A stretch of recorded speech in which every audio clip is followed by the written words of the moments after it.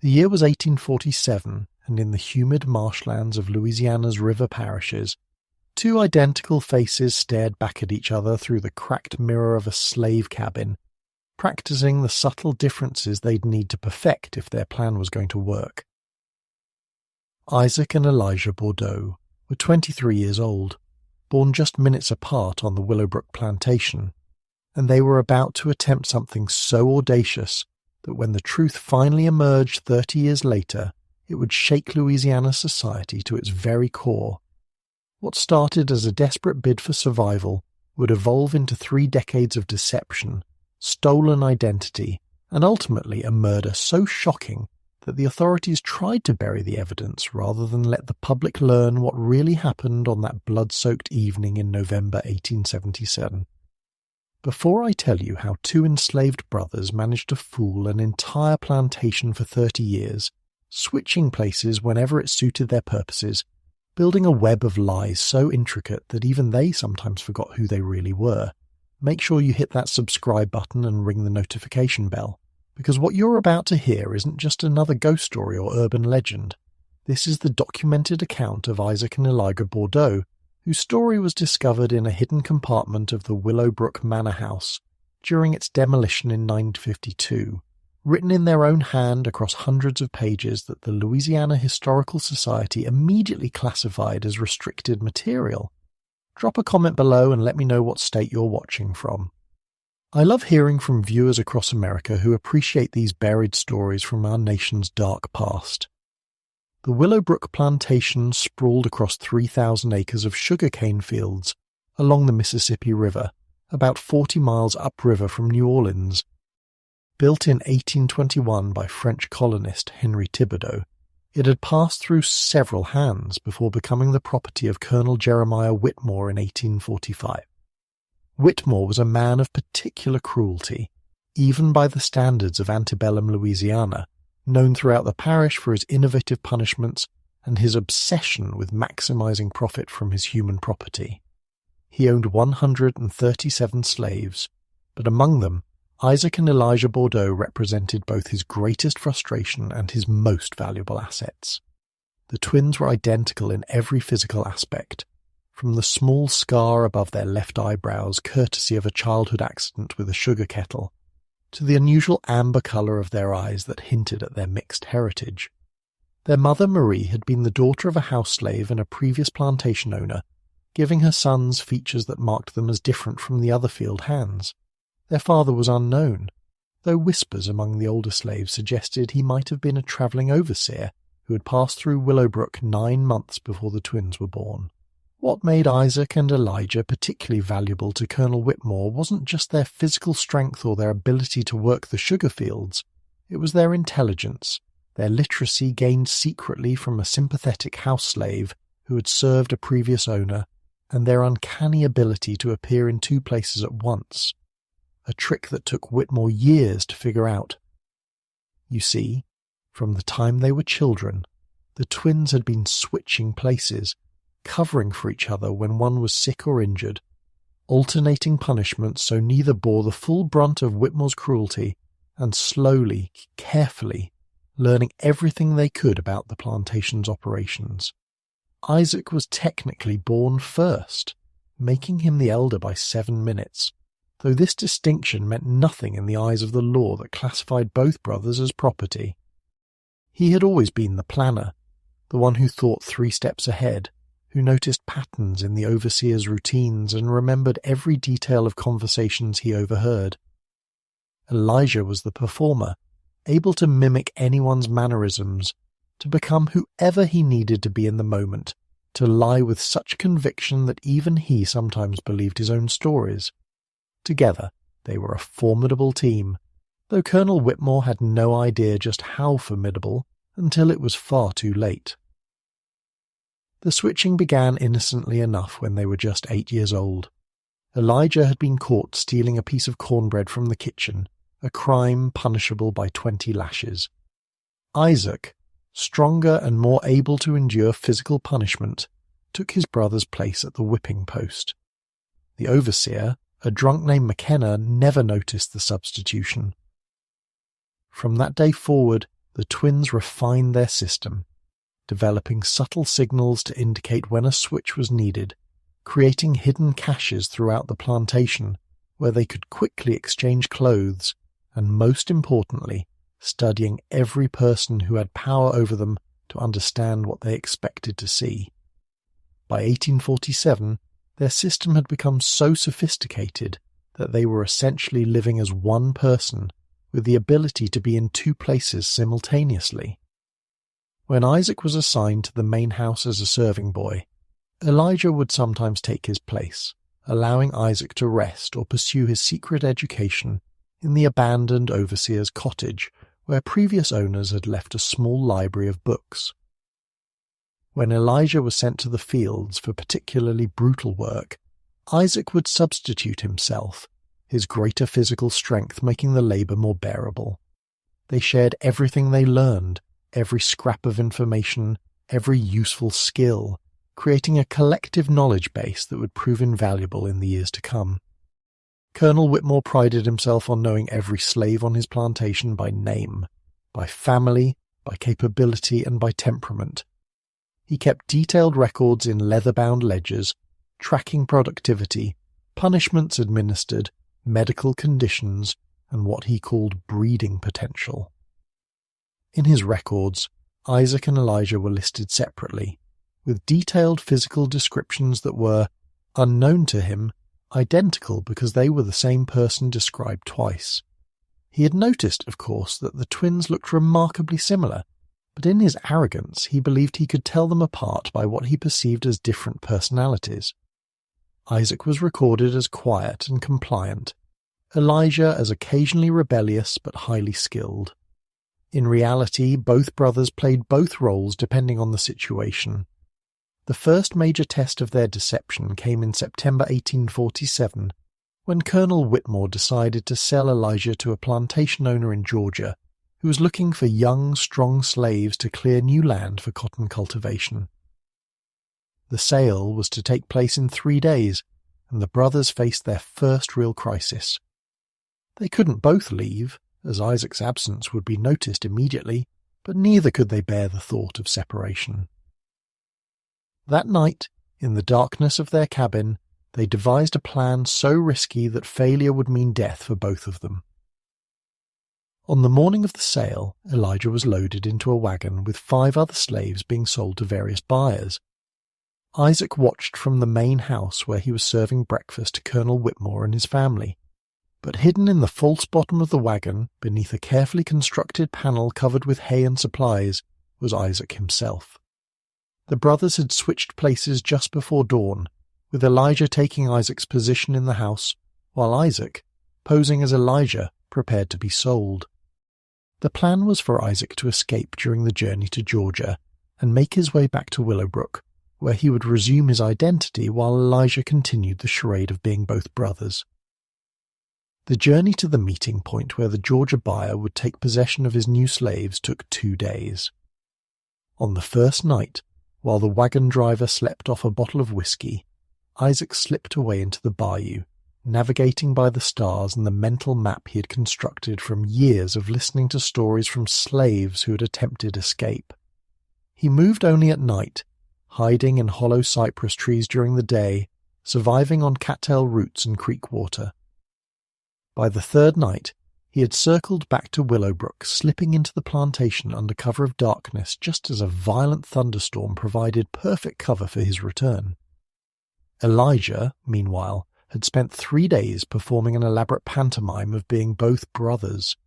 He would serve breakfast as Isaac, then disappear to supposedly work in the fields as himself, then reappear as Isaac for evening duties.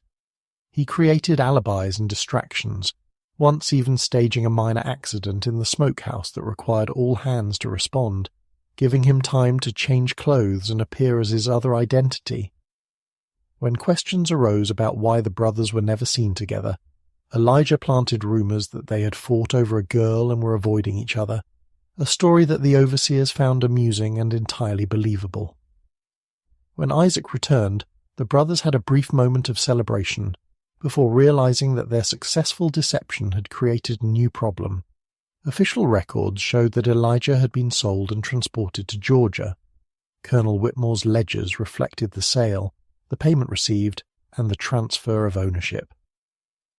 But Elijah was still at Willowbrook, and now both brothers had to maintain the fiction that only Isaac remained. This meant that for all practical purposes Elijah ceased to exist on the plantation. He became a ghost, moving through the shadows, appearing only as Isaac, while the real Isaac took on the dangerous task of being visible enough for two people without anyone noticing the impossibility of his schedule. The deception required incredible coordination and split-second timing. The brothers developed an elaborate system of signals using everything from the placement of tools to the songs they hummed while working.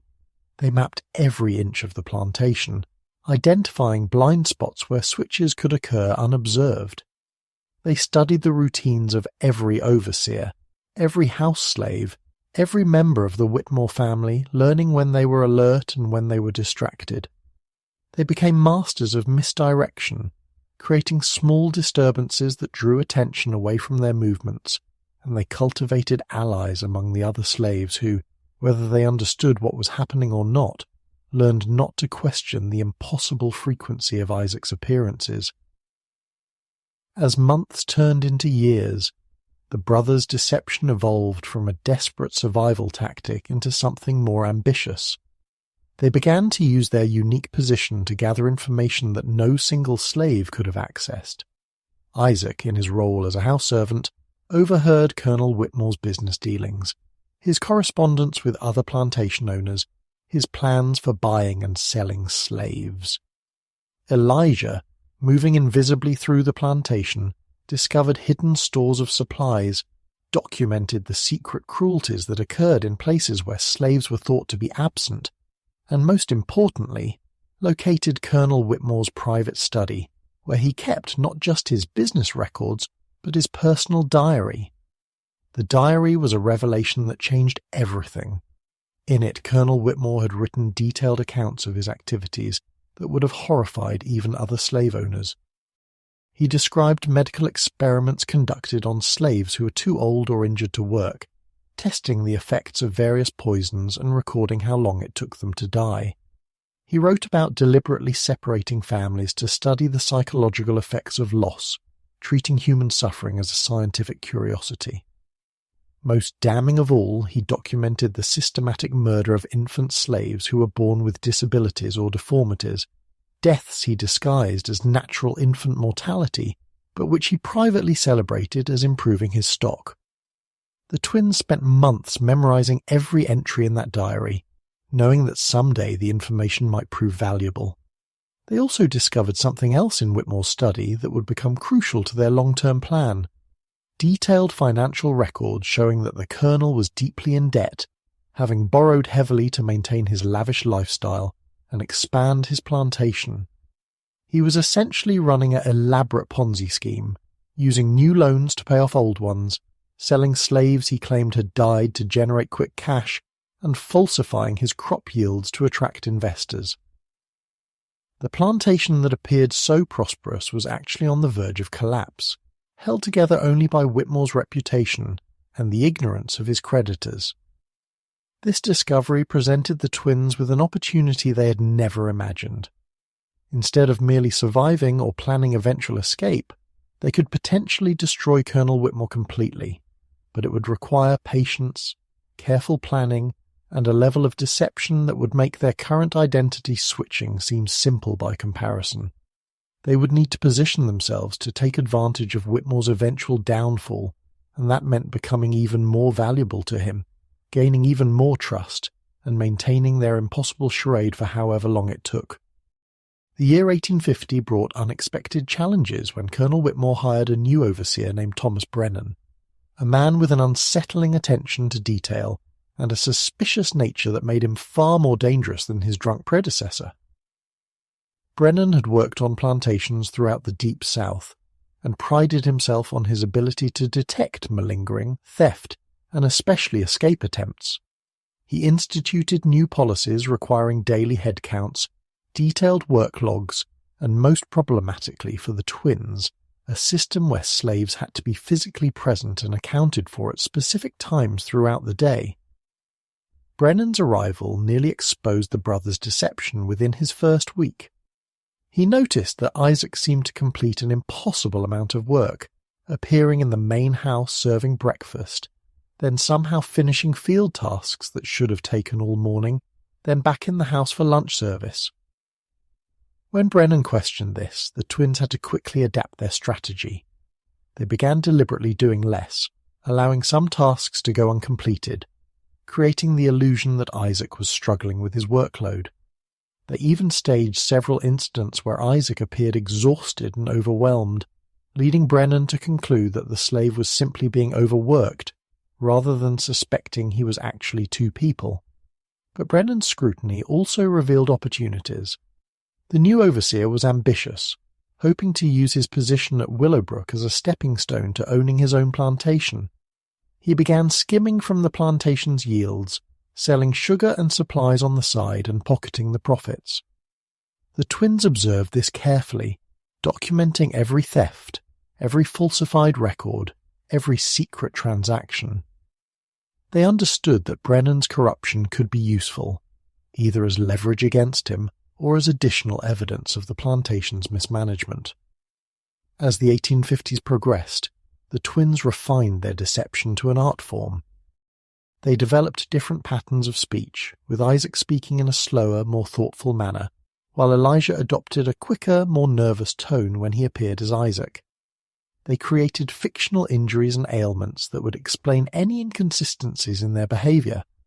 A supposed back injury allowed them to walk differently on different days. A claimed sensitivity to light explained why Isaac might avoid certain areas at certain times. They became method actors, living their roles so completely that sometimes they had to remind each other who they really were. The relationship between the twins and Colonel Whitmore grew increasingly complex during this period. Whitmore had come to rely heavily on Isaac, not just as a servant, but as someone who seemed to understand the plantation's operations better than most of his paid employees. He would sometimes discuss business matters in front of Isaac, forgetting that the slave was even present, treating him like a piece of furniture with ears. This casual disregard for Isaac's humanity provided the twins with invaluable intelligence about Whitmore's deteriorating financial situation and his increasingly desperate attempts to maintain his lifestyle. In 1853, an opportunity arose that the twins couldn't have anticipated. Colonel Whitmore's wife, Elizabeth, fell seriously ill with yellow fever. The plantation's regular doctor was overwhelmed with cases throughout the parish, and in desperation, Whitmore turned to folk medicine, specifically to Isaac, who had developed a reputation for knowledge of herbal remedies. This reputation was actually based on both brothers' combined knowledge, with Elijah secretly researching treatments in the abandoned library, while Isaac applied them under Whitmore's supervision. The treatment of Mrs. Whitmore required round-the-clock care, and Isaac was assigned to attend her constantly. This created a perfect cover for the twins to switch regularly, as the sick room was kept dark and visitors were limited to prevent the spread of disease. During this period, they had unprecedented access to the Whitmore family's private quarters, allowing them to study documents, overhear conversations, and most importantly, gain Elizabeth Whitmore's trust and gratitude when she eventually recovered. Elizabeth Whitmore's recovery marked a turning point in the twins' position on the plantation. She insisted that Isaac be permanently assigned to the main house, protecting him from field work and the worst of the overseer's brutality. She even began teaching him to read and write, unaware that he already possessed these skills, providing the perfect cover for the knowledge the twins had secretly acquired. This elevated position came with new challenges, as it meant more constant scrutiny and less opportunity for the brothers to switch places, but it also provided unparalleled access to the Whitmore family's secrets. The twins used their protected position to help other slaves whenever possible, secretly teaching reading and writing to those who wanted to learn, sharing information about planned sales or punishments, and occasionally arranging accidents or illnesses that would prevent the worst cruelties from being carried out. They became figures of mystery and hope within the slave community, with many suspecting that something unusual was happening but unable to explain the impossible things they witnessed. Stories spread of Isaac appearing in 2 places at once, of him knowing things he couldn't possibly know, of him seeming to vanish and reappear like a spirit. These stories reached the ears of the overseers, including Brennan, who began to suspect that something supernatural was occurring on the plantation. Rather than considering the possibility of twin deception, Brennan became convinced that the slaves were practicing voodoo or some other form of African magic. This superstitious interpretation actually helped the twins, as Brennan's reports to Colonel Whitmore about possible supernatural activities were dismissed as nonsense, discrediting any accurate observations he might have made about the impossible logistics of Isaac's movements. By 1855, the twins had been maintaining their deception for 8 years, and the strain was beginning to show. They were now 31 years old, and the physical demands of essentially living as one person doing the work of 2 were taking their toll. They began to make small mistakes, appearing with the wrong injuries, forgetting which brother had been present for certain conversations, occasionally responding to the wrong name. These errors were minor and usually went unnoticed, but the brothers knew that eventually they would make a mistake that would expose everything. It was during this period of increasing anxiety that they made a discovery that would ultimately lead to the violent conclusion of their story. Hidden in a locked drawer in Colonel Whitmore's study, they found correspondence between Whitmore and a group of investors from New York who were planning to buy Willowbrook Plantation. The sale would include all the property, including the slaves, who would be evaluated and either kept or sold based on their profitability. The twins realized that such an evaluation would almost certainly expose their deception, as any careful inventory would reveal that the plantation's most trusted slave was somehow accomplishing impossible feats. The correspondence also revealed something even more disturbing. Colonel Whitmore, desperate to maximize the sale price, was planning to sell several elderly and injured slaves before the evaluation, claiming they had died and burying empty coffins to maintain the illusion. These slaves would actually be sold to illegal traders who operated outside the normal markets, selling to operations in the Caribbean and South America, where slaves rarely survived more than a few months. Among those marked for this fate was old Samuel, a 70-year-old man who had helped raise the twins and who knew their secret, though he had never revealed it. The planned sale forced the twins to accelerate their own plans. They had originally intended to wait for Whitmore's financial collapse, hoping to escape in the chaos that would follow. But now they faced a deadline and the immediate threat to old Samuel and others. They began to consider more direct action, something that went against every instinct for self-preservation they had developed over years of careful deception. They began to consider murder. The moral weight of this decision tormented both brothers. They had spent their lives navigating the violence of slavery without becoming violent themselves, using intelligence and deception rather than force to survive. But as they watched Colonel Whitmore prepare to condemn old Samuel and others to certain death, they realized that sometimes survival required actions that would damn their souls. The question wasn't whether to act, but how to do so without immediately being caught and executed. Their planning took on a new urgency and darkness. They studied poisons, learning which ones could mimic natural diseases and which ones acted too quickly to avoid suspicion. They considered accidents, analyzing the plantation's layout for opportunities to create fatal mishaps that would seem plausible. They even explored the possibility of framing Brennan for the murder, using the evidence they had collected of his theft and corruption. Each plan had flaws, each carried enormous risks, and the brothers spent sleepless nights debating options in whispered conversations that no one else could overhear. As summer turned to fall in 1855, an unexpected event provided both opportunity and complication. Colonel Whitmore announced that he would be hosting a grand harvest celebration, inviting neighboring plantation owners and potential investors to showcase Willowbrook's prosperity. The event would last 3 days, with elaborate meals, entertainment, and tours of the plantation's operations. It would be the perfect stage for Whitmore to advertise the upcoming sale, but it would also bring dozens of strangers to Willowbrook, creating chaos that the twins could potentially exploit. The preparation for the harvest celebration required all hands, and the normal routines of the plantation were completely disrupted. Slaves were brought in from neighbouring plantations to help with preparations. Temporary structures were built to accommodate guests, and most importantly for the twins, the usual systems of surveillance and control were overwhelmed. In the confusion, it became easier for the brothers to move freely, to switch places without detection, and to access areas of the plantation that were normally restricted. It was during this chaotic preparation that Elijah made a discovery that changed their plans entirely. While helping to prepare guest rooms in a rarely used wing of the main house, he found a collection of documents that Colonel Whitmore had hidden away from his main study. These weren't business records or correspondence, but personal letters between Whitmore and a woman in New Orleans, revealing an affair that had been going on for years. More significantly, the letters discussed a child, a son that Whitmore had fathered with this woman and was secretly supporting using money embezzled from the plantation's accounts.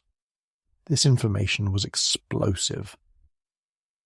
In the conservative society of antebellum Louisiana, such a scandal would destroy Whitmore's reputation, end the potential sale of the plantation, and likely result in his financial ruin. But the twins faced a dilemma about how to use this information. Simply revealing it would create chaos but wouldn't necessarily free them or save old Samuel and the others.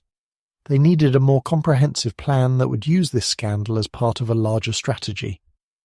As the harvest celebration began, with carriages arriving from throughout Louisiana and Mississippi, the twins put their new plan into motion. They had decided not to kill Colonel Whitmore directly, but to destroy him so completely that death might seem like a mercy. They would expose not just his affair, but his financial crimes, his murders of disabled slaves, and the entire network of corruption that supported Willowbrook Plantation. But to do this, they would need to reveal their own deception, a revelation that would almost certainly result in their own deaths, unless they could control how and when the truth came out. The first night of the celebration featured an elaborate dinner with over 50 guests. Isaac, serving in the main house, moved through the crowd like a ghost, listening to conversations, noting who among the guests might be sympathetic to evidence of Whitmore's crimes and who would help cover them up. He identified a journalist from New Orleans, a man named Robert Grayson who had a reputation for exposing corruption, and a federal judge named Harrison Pike, who was known for his strict interpretation of property law. These men would be crucial to the twins' plan. Meanwhile, Elijah had positioned himself among the slaves providing entertainment for the guests, musicians and dancers who moved freely through the celebration. In this role, he could observe the guests from a different angle, watching their unguarded moments, overhearing conversations they thought were private. He noticed that several of the potential investors were already suspicious of Whitmore's claims about the plantation's profitability, discussing among themselves the discrepancies they had noticed in the financial documents they had been shown. On the second day of the celebration, the twins began implementing their plan. Isaac, while serving breakfast, deliberately spilled coffee on Robert Grayson, the journalist, necessitating a trip to the guest room to help clean the stain. During this interaction, Isaac slipped a note into Grayson's pocket, warning him that evidence of massive fraud would be revealed that evening and suggesting he pay careful attention to everything he witnessed. The note was unsigned, but its precise handwriting and sophisticated vocabulary made it clear it hadn't come from an ordinary field slave. Simultaneously, Elijah began spreading rumors among the visiting slaves about strange happenings at Willowbrook, stories of Isaac appearing in multiple places at once, of documents that proved Colonel Whitmore's crimes, of a revelation coming that would shake the foundations of Louisiana society. These rumors, dismissed by most as superstitious nonsense, reached the ears of some guests who began to pay closer attention to the seemingly impossible servant who appeared to be everywhere at once. That afternoon, During a tour of the plantation's sugar processing facilities, an accident occurred that seemed to confirm the supernatural rumours. Isaac was clearly seen serving refreshments to guests on the main house veranda, while at the exact same moment, workers in the sugar mill swore they saw him operating equipment there. Several guests witnessed both sightings, creating confusion and argument about what they had actually seen. Colonel Whitmore, embarrassed by the commotion, tried to dismiss it as a case of mistaken identity, but doubt had been planted in the minds of his guests. The second evening's entertainment was to be the highlight of the celebration, featuring music, dancing, and a presentation by Colonel Whitmore about the future of Willowbrook Plantation. It was during this presentation that the twins planned to reveal everything. They had arranged for certain documents to be placed where they would be discovered, for witnesses to be in position to see things they couldn't explain, and for the truth to emerge in a way that would be impossible to suppress or deny. As Colonel Whitmore began his presentation in the grand ballroom, discussing the plantation's bright future and the investment opportunities it represented, Isaac entered carrying a tray of champagne for the guests. At the same moment, through the tall windows that lined the ballroom, guests could clearly see another figure that looked exactly like Isaac, walking across the lawn toward the slave quarters. The murmur of confusion that rippled through the crowd caused Whitmore to pause in his presentation. Before he could resume, the doors to the ballroom burst open and Elijah entered, dressed identically to Isaac, carrying an identical tray of champagne. For a moment the two brothers stood at opposite ends of the room, perfect mirrors of each other, as the assembled guests stared in shock and disbelief. Colonel Whitmore's face went white as he finally understood the deception that had been carried out under his nose for years. But the twins weren't finished. Speaking in perfect unison, a trick they had practiced for months, they began to recite from memory portions of Colonel Whitmore's diary, his descriptions of murdering disabled infants, his medical experiments on elderly slaves, his financial frauds. As they spoke, Isaac produced documents from beneath his serving tray, original letters and records that proved everything they were saying. The guests sat in stunned silence as the true nature of their host was revealed by two men who weren't supposed to exist. Colonel Whitmore's reaction was swift and violent. He pulled a pistol from his jacket and aimed it at the nearest twin Elijah, screaming that he would kill them both for their deception. But before he could fire, something unexpected happened. Thomas Brennan, the overseer whose corruption the twins had carefully documented, saw an opportunity to save himself by becoming a hero. He tackled Colonel Whitmore, knocking the gun from his hand and subduing him as the room erupted in chaos. In the confusion that followed, as guests scrambled to leave the ballroom and others pressed forward to see the documents Isaac had produced, the twins found themselves at the centre of a storm they had created but could no longer control. Robert Grayson, the journalist, was frantically taking notes, interviewing guests about what they had witnessed. Judge Pike was examining the documents, his expression growing more severe with each page he read. And through it all, Colonel Whitmore struggled against Brennan's grip, screaming threats and denials that only made him appear more guilty. The immediate aftermath of the revelation was chaos. Some guests fled immediately, not wanting to be associated with the scandal. Others stayed, fascinated by the unprecedented situation of slaves exposing their masters' crimes. Judge Pike, after reviewing the documents, declared that while the twins' deception was certainly illegal, the evidence of Colonel Whitmore's murders and fraud demanded immediate investigation. He ordered that Whitmore be detained and that the plantation be placed under temporary federal oversight. But the legal complexities of the situation quickly became apparent. The twins were still legally slaves, and their testimony would not be admissible in court. The documents they had stolen, while damning, had been obtained illegally. And many of the guests, despite witnessing Whitmore's crimes being exposed, were more concerned about the precedent of slaves successfully deceiving their masters than they were about the crimes themselves. The fear that spread through Louisiana's plantation society wasn't about Whitmore's murders, but about the possibility that other slaves might be capable of similar deception. In the days that followed, as news of the scandal spread throughout the South, the twins found themselves in an impossible position. They were simultaneously heroes and villains, victims and perpetrators, evidence of both the inhumanity of slavery and the danger that educated slaves posed to the system.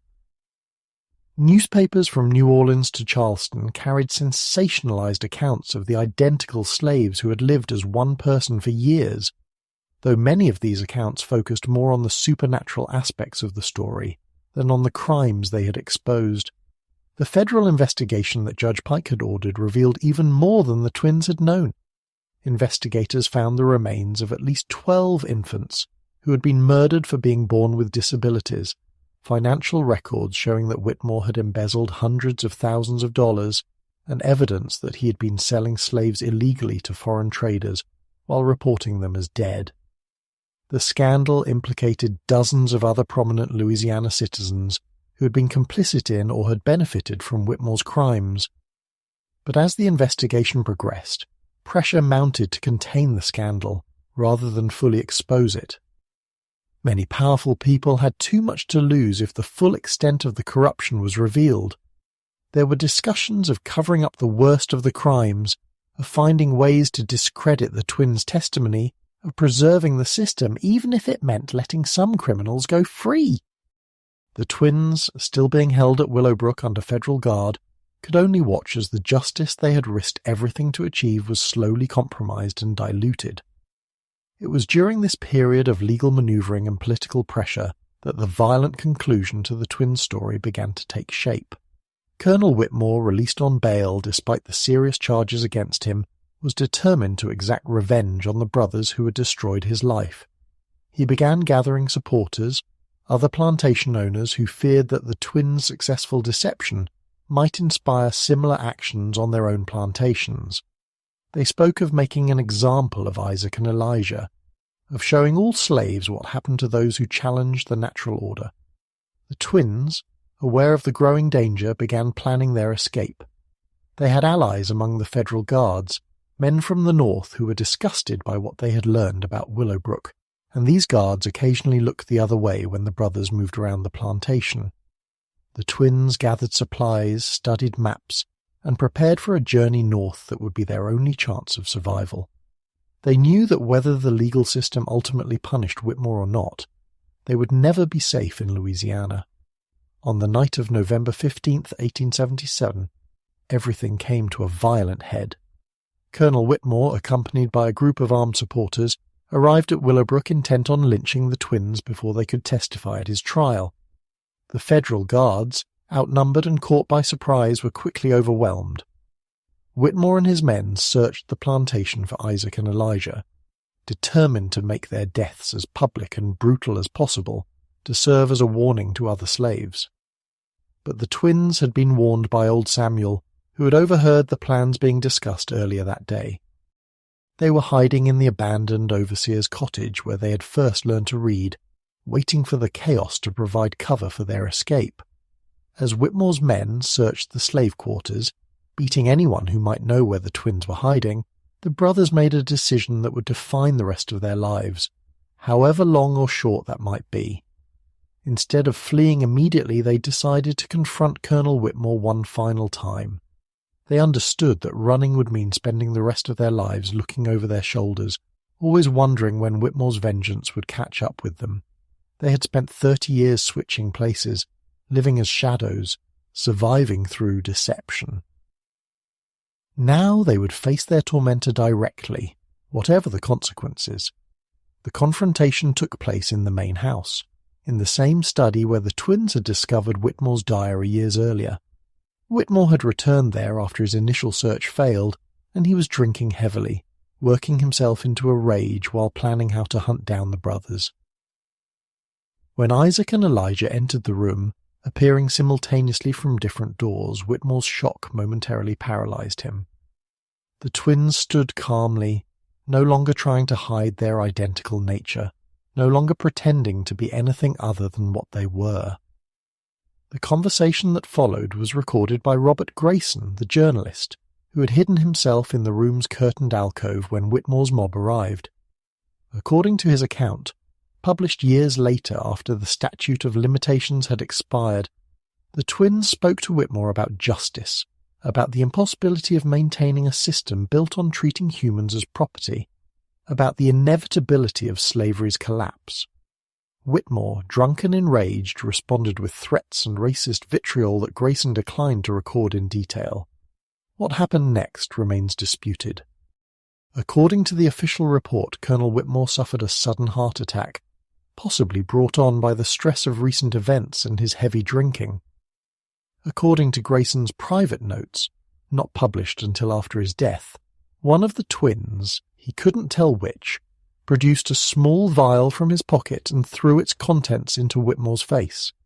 Within seconds, Whitmore was gasping for air, clutching at his throat, his face turning purple as he collapsed to the floor. The substance, Grayson speculated, was likely derived from the same poisonous plants the twins had studied while treating Mrs. Whitmore's illness years earlier. As Whitmore died on his study floor, his supporters were setting fire to the slave quarters, trying to flush out the twins or anyone who might be hiding them. The fire spread quickly through the dry wooden structures, and soon the entire plantation was ablaze. In the chaos of the fire, with federal guards, Whitmore's mob, and panicked slaves all struggling to escape the flames, Isaac and Elijah vanished. Some witnesses claimed to have seen them walking calmly into the burning cane fields, choosing death over capture. Others swore they saw two figures swimming across the Mississippi River, heading for the opposite shore. The official investigation into the events of that night concluded that the twins had perished in the fire, along with 7 other slaves who couldn't escape the burning quarters.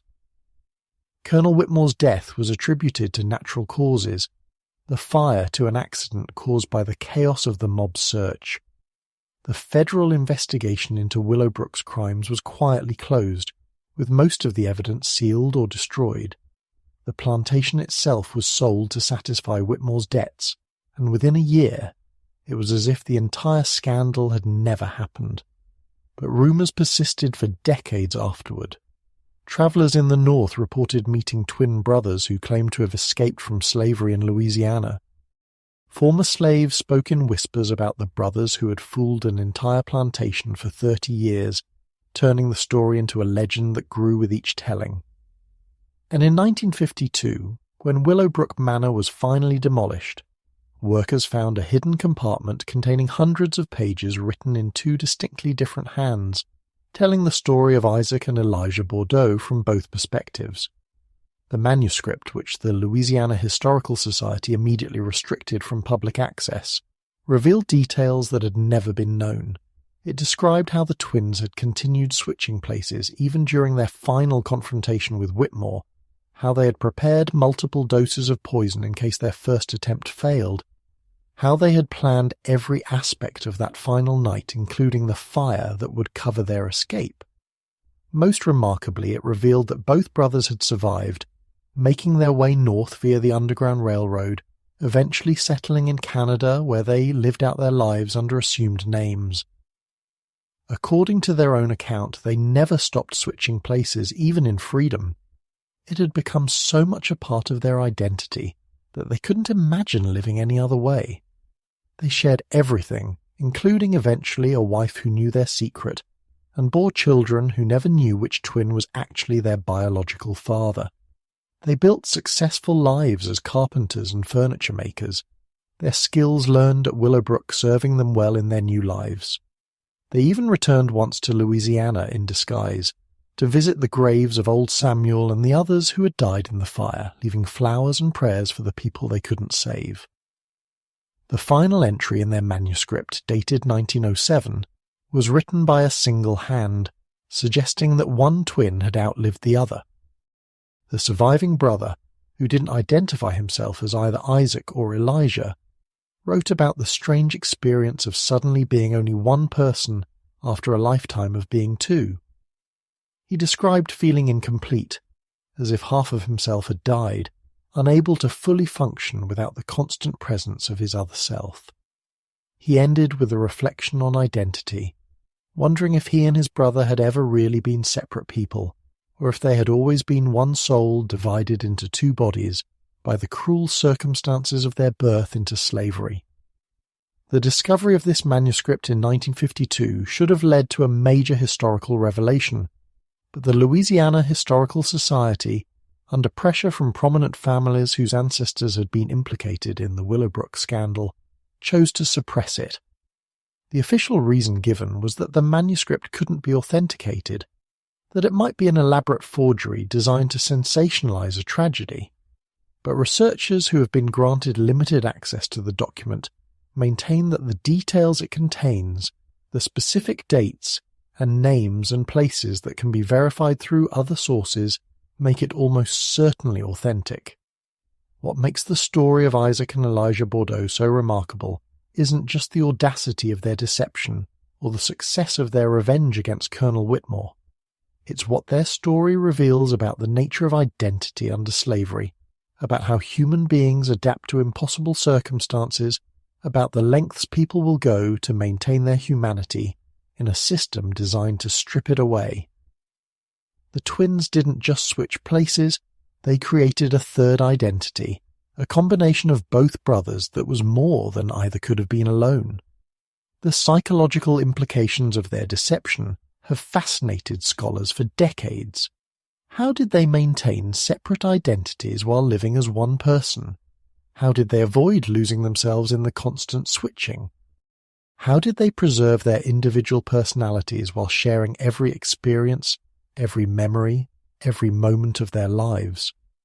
The manuscript provides some answers, describing techniques they developed for maintaining their sense of self, rituals they performed to remind themselves who they were, secret moments when they could be together without pretense.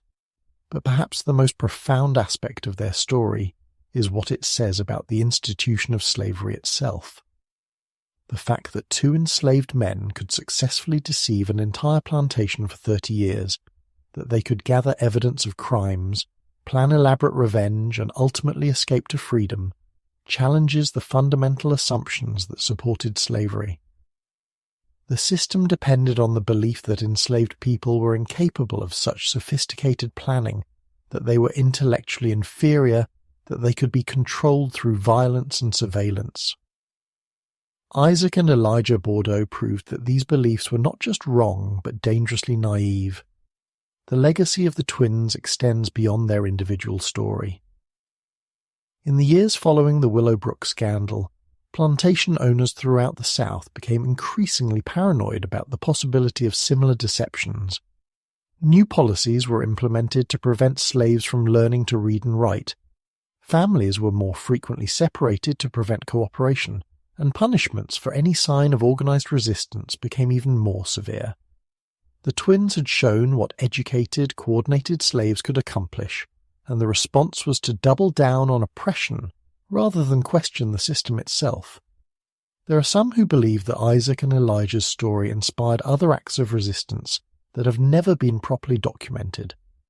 Suspicious deaths of plantation owners, fires that destroyed financial records, elaborate escapes that seemed impossible without inside knowledge, all of these might have been influenced by the legend of the twins who lived as one.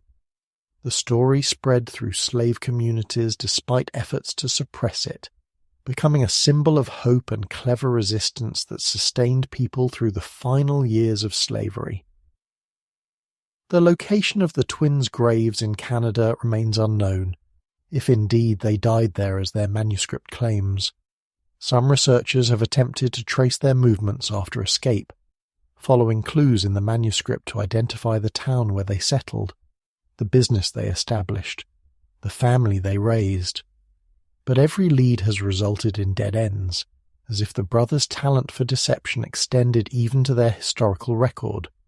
Perhaps this is fitting, that men who spent their lives switching identities would leave behind a legacy that can't be pinned down or definitively proven.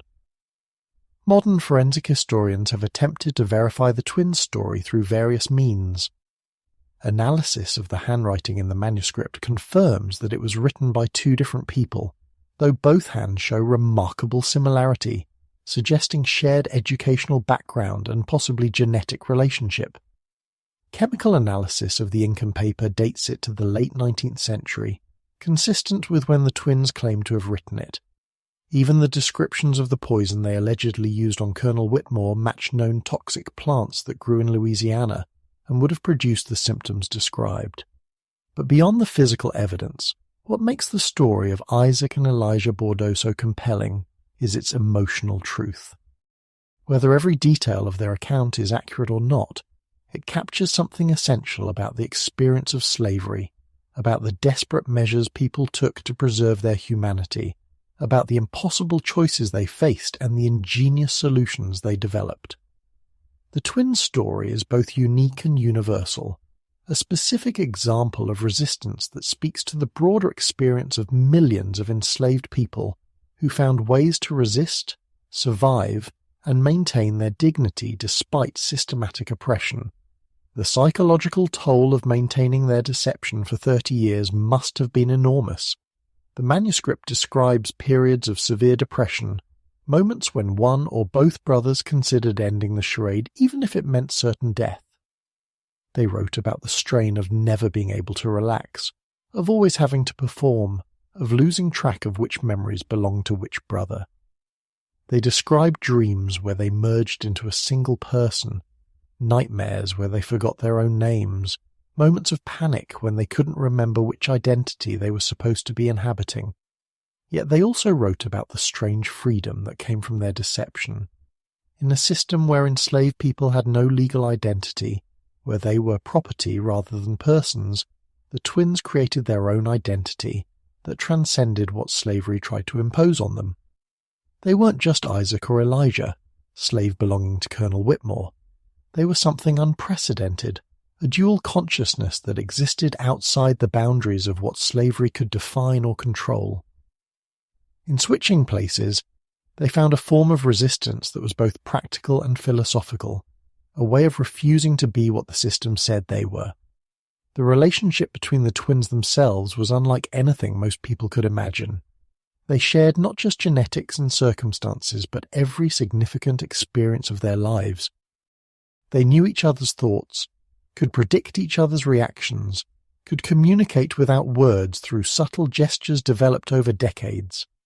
The manuscript describes their relationship as being closer than marriage, deeper than friendship, more essential than any other human connection.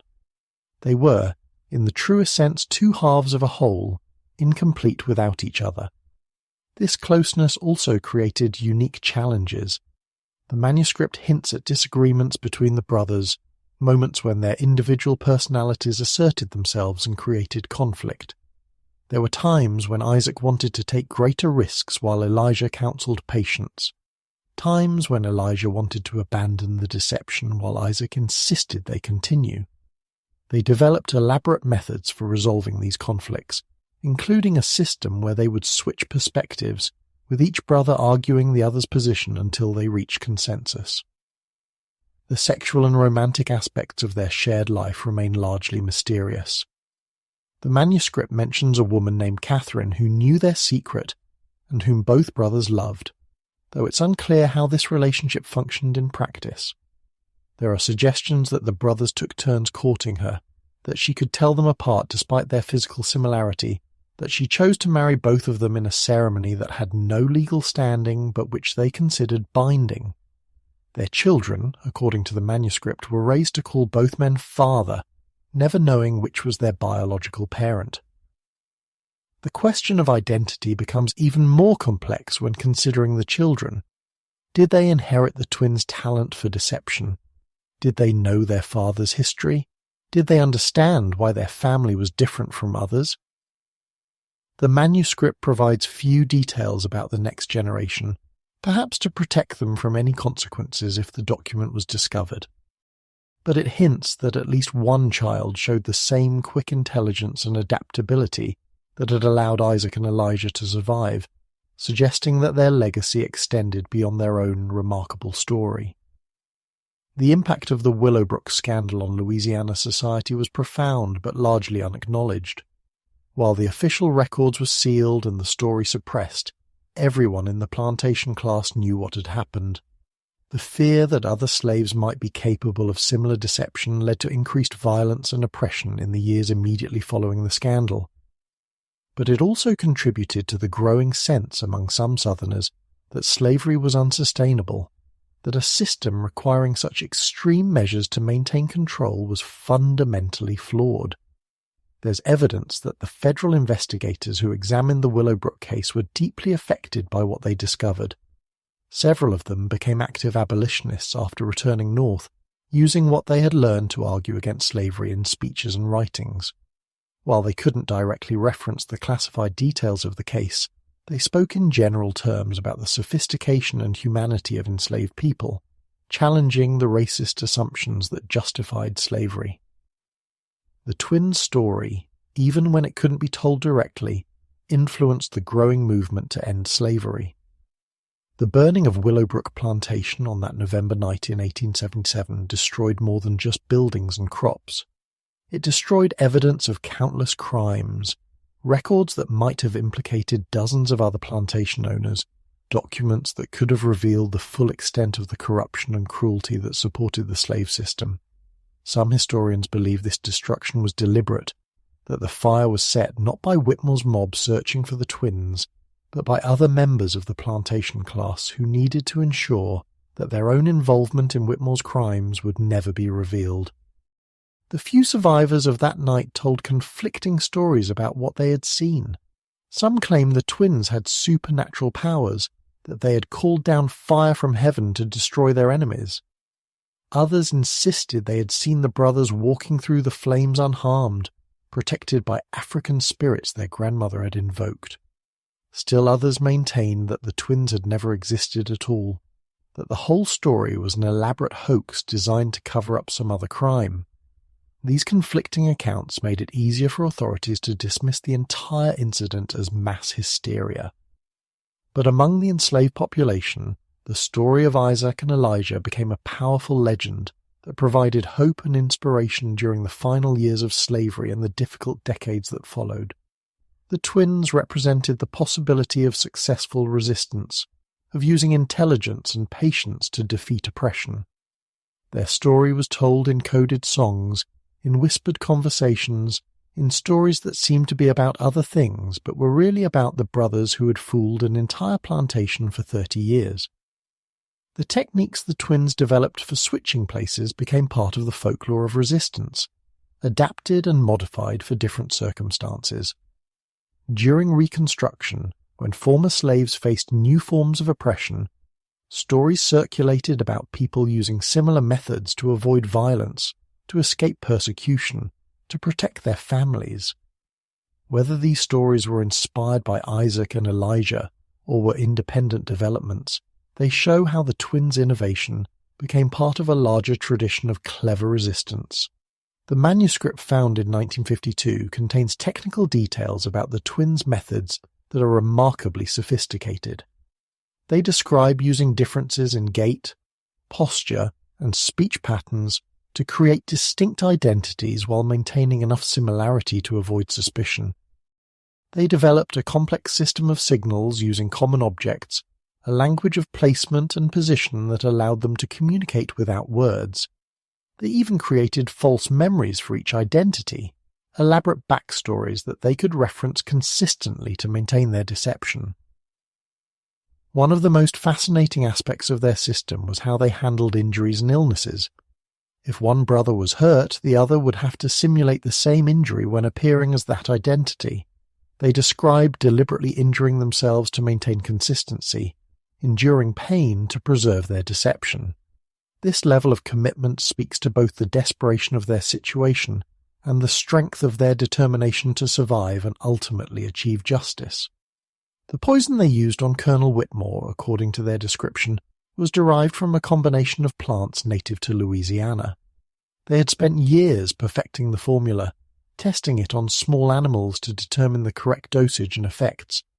The manuscript provides enough detail about the preparation that modern chemists have been able to identify the likely components, confirming that such a poison would indeed produce the symptoms witnesses described. This scientific approach to revenge shows that the twins were not acting on impulse, but had planned Whitmore's death as carefully as they had planned everything else. The question of whether the twins' actions were justified remains controversial. They were enslaved people fighting against a system that denied their humanity, using the only weapons available to them, their intelligence and patience. But they also committed murder, killed a man who, however evil, was acting within the legal framework of his time. Some argue that slavery itself was a form of murder, that the twins were simply defending themselves against a slow-motion genocide. Others maintain that taking life is never justified, that the twins should have found another way to resist. What's undeniable is that the twins' story challenges simple narratives about slavery and resistance. They were neither passive victims nor violent revolutionaries. They were complex individuals who responded to an impossible situation with remarkable creativity and determination. Their story shows that enslaved people were not a monolithic group, but individuals with different capabilities, strategies, and responses to oppression. Isaac and Elijah Bordeaux were unique, but their uniqueness illuminates the diversity of experience and resistance within slavery. The suppression of their story by the Louisiana Historical Society raises questions about how history is recorded and remembered. How many other stories of sophisticated resistance have been buried in archives, deemed too dangerous or embarrassing to acknowledge? How might our understanding of slavery change if we had access to all the documents and testimonies that have been hidden or destroyed?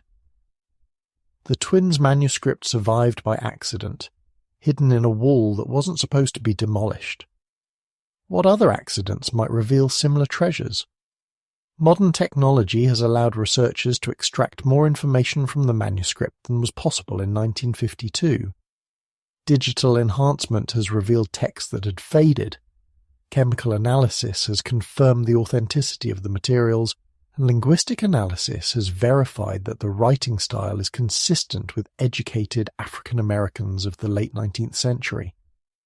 Each new technique applied to the manuscript confirms its authenticity, while revealing new details about the twins' lives and methods.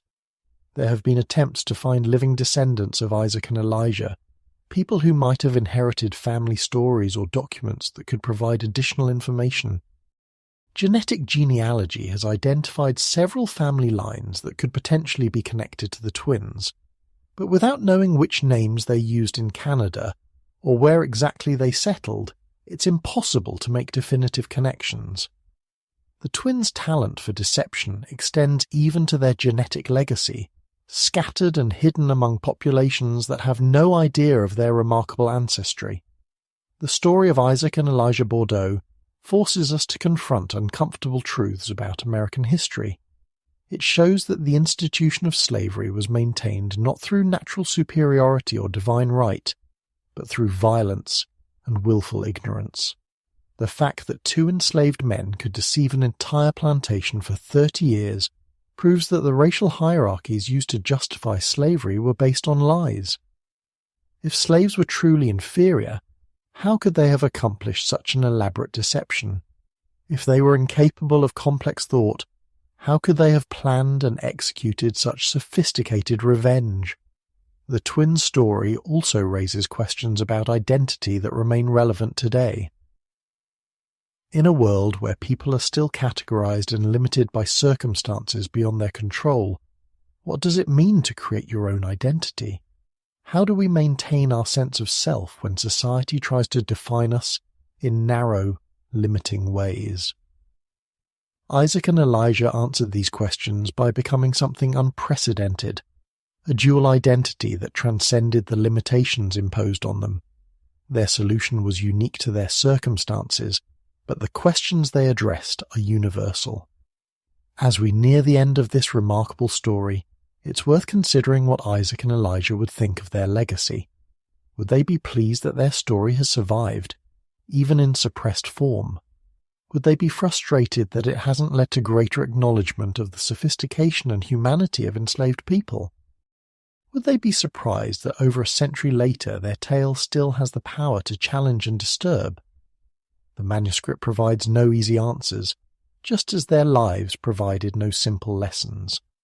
What we do know is that Isaac and Elijah Bordeaux refused to accept the role that slavery assigned them.